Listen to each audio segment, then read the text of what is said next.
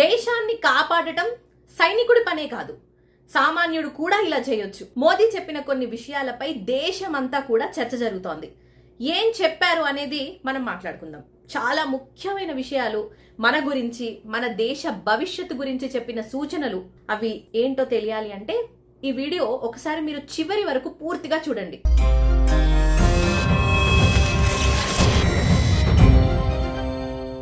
ప్రపంచ దేశాల మధ్య యుద్ధ మేఘాలు కమ్ముకున్న వేళ దేశ ఆర్థిక వ్యవస్థను కాపాడుకోవడానికి ప్రధాని నరేంద్ర మోదీ ఒక సంచలన పిలుపునిచ్చారు. ఇది కేవలం ప్రభుత్వ బాధ్యత మాత్రమే కాదు, ప్రతి భారతీయుడి కర్తవ్యం. మన చిన్న నిర్ణయాలే దేశ భవిష్యత్తును మారుస్తాయంటూ మోదీ ఒక 10 కీలక సూచనలు చేశారు. అవేంటో ఇప్పుడు నేను మీకు చాలా క్లియర్ గా చెప్తాను. ఇరాన్ ఇజ్రాయెల్ యుద్ధం వల్ల ఇంధనం కావచ్చు, నిత్యావసరాల ధరలు పెరిగే ప్రమాదం ఉన్నందున మనం ముందే మేల్కోవాలని ఆయన మనకు హెచ్చరించారు. దేశం కోసం ప్రాణాలు ఇవ్వటమే కాదు, దేశం కోసం పొదుపుగా బతకడం కూడా అసలైన దేశభక్తి అని ఆయన మనకు చాలా క్లియర్ గా చెప్తున్నారు. ఒక ఏడాది పాటు బంగారం కొనొద్దు, విదేశీ మారకాన్ని కాపాడుకుందాం అంటూ ప్రధాని మోదీ మనకు పిలుపునిచ్చారు. అయితే భారతీయులకు బంగారం అంటే ప్రాణం కదా. మరీ ముఖ్యంగా మహిళలకు మనం కొని ప్రతి గ్రాము బంగారం విదేశాల నుంచి దిగుమతి చేసుకోవాల్సిందే. ఇక దీనికోసం ప్రభుత్వం లక్షల కోట్లు విదేశీ మారక ద్రవ్యాన్ని వెచ్చించాల్సి వస్తోంది.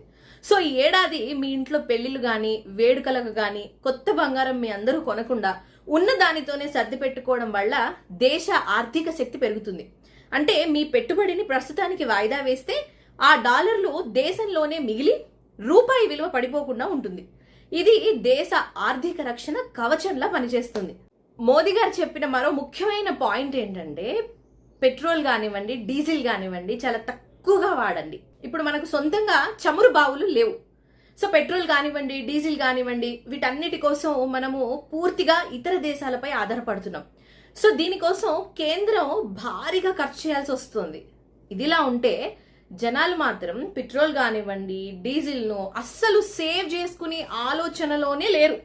పక్కనే ఉన్న మార్కెట్కి వెళ్ళాలన్నా, గుడికి వెళ్ళాలన్నా, ఎక్కడికి వెళ్ళాలన్నా కారో బైకో తీసేస్తున్నారు. సో ఇలా కాకుండా మీరందరూ హాయిగా చాలా హ్యాపీగా నడుచుకుంటూ వెళ్ళండి.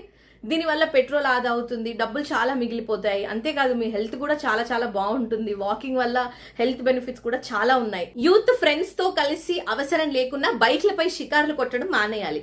ఒంటరిగా కారులో వెళ్లే బదులు పబ్లిక్ ట్రాన్స్పోర్ట్ వాడటం వల్ల దేశ విదేశీ మారక ద్రవ్యం భారీగా కూడా ఆదా అవుతుంది. సో డియర్ జెన్జీ, మీ అందరికీ చెప్తున్నాను, ఒక్కసారి ఆలోచించి డెసిషన్ తీసుకోండి. సో మోదీ గారు చెప్పిన మరో ఇంట్రెస్టింగ్ విషయం ఏంటంటే ఎలక్ట్రిక్ వాహనాల ప్రోత్సాహం. కాలుష్య రహిత భవిష్యత్తు, పెట్రోల్ భారాన్ని తగ్గించడానికి ఎలక్ట్రికల్ వాహనాల వైపు కూడా మొగ్గు చూపటం ఉత్తమ మార్గం. మీరు కొత్త వాహనం కొనాలనుకుంటే పెట్రోల్ బైక్ బదులు ఈవీ బైక్ ని ఎంచుకోండి, అంటే ఎలక్ట్రికల్ వెహికల్ ని. సో దీనివల్ల మీకు నెలకయ్యే ₹1000 ఇంధనం ఖర్చు కూడా మిగిలిపోతుంది. ప్రభుత్వం వీటికి రాయితీలు కూడా ఇస్తోంది కాబట్టి సామాన్యుడిపై భారం కాస్త తగ్గుతుంది. పర్యావరణాన్ని కాపాడుతూనే విదేశీ చమురుపై ఆధారపడటాన్ని తగ్గించి దేశాన్ని ఇంధన స్వాలంబన వైపు నడిపించవచ్చు. ప్రధాని నరేంద్ర మోదీ చెప్పిన మరో అంశం work from home, online meetings. అసలు దీనివల్ల కలిగే ప్రయోజనాలు ఏంటివని చాలా మందికి కూడా ఒక డౌట్ రావచ్చు. కాస్త లోతుగా ఆలోచిస్తే అసలు విషయం మీకు అర్థమవుతుంది. సాంకేతికతను కాపాడుకుంటూ వర్క్ ఫ్రం హోమ్, వర్చువల్ సమావేశాలకు ప్రాధాన్యత ఇవ్వాలి. ప్రతిరోజు ఆఫీసులకు వెళ్ళడానికి గంటల తరబడి ట్రాఫిక్ లో పెట్రోల్ తగిలేయకుండా వీలైనంత వరకు ఆన్లైన్ మీటింగ్స్ ద్వారా పనులు ముగించుకోవటం చాలా మేలు.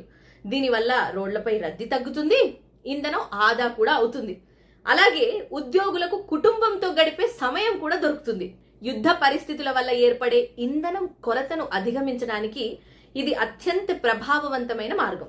విదేశీ పర్యటనలు వాయిదా వేసుకోవాలని, లోకల్ టూరిజం కు జై కొట్టండి అంటూ ప్రధాని మోదీ పిలుపునిచ్చారు. దీనికి కూడా ఒక బలమైన కారణం లేకపోదు.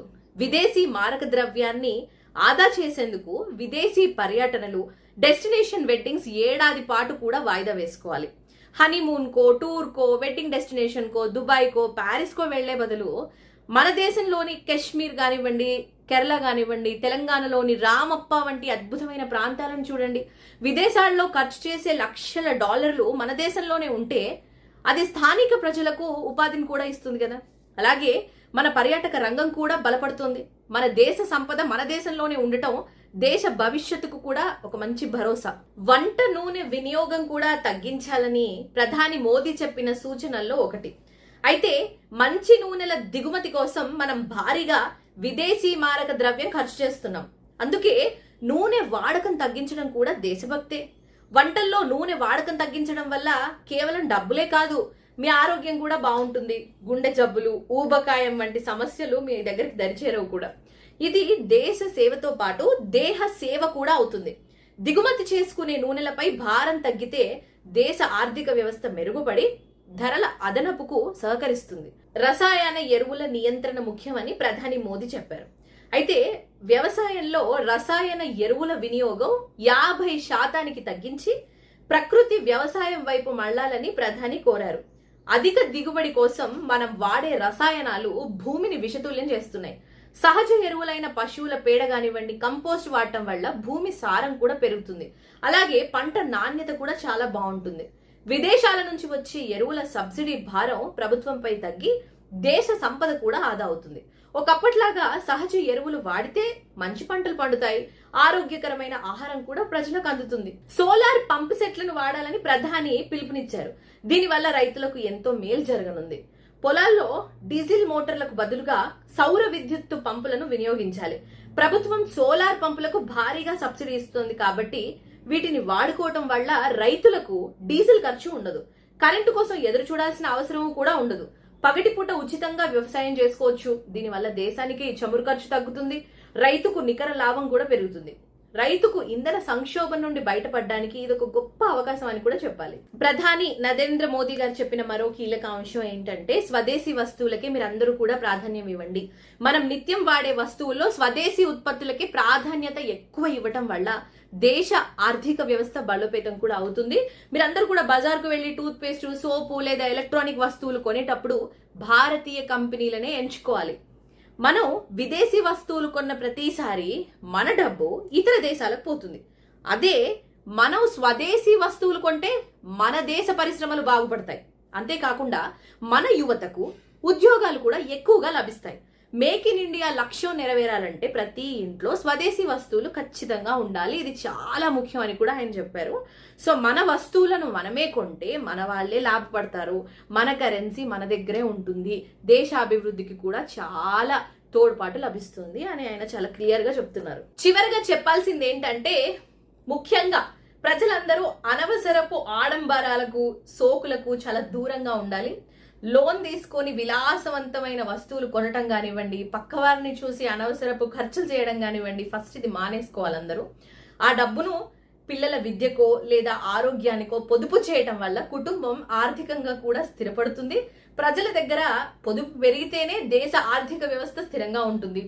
అనవసరమైన దానికి ఖర్చు పెట్టడం అనేది కుటుంబానికి భరోసా, దేశానికి బలం అని ప్రధానమంత్రి గారు గుర్తు చేశారు. గ్యాస్ ధరలు పెరిగాయని, పెట్రోల్ లేదని, పర్యావరణం చెడిపోతోందని, ఎండలు మండిపోతున్నాయని, వస్తువుల రేట్లు పెరిగిపోతున్నాయని, డాలర్తో రూపాయి విలువ తగ్గిపోతోందని గగ్గోలు పెట్టే కొంతమంది ప్రభుత్వం ఏం చేస్తుంది అని ప్రశ్నిస్తుంటారు. కానీ యుద్ధం వంటి సంక్షోభ సమయాల్లో దేశం కోసం మనవంతుగా మనం ఏం చేస్తున్నాం అని కూడా ఒక్కసారి ఆలోచించాలి.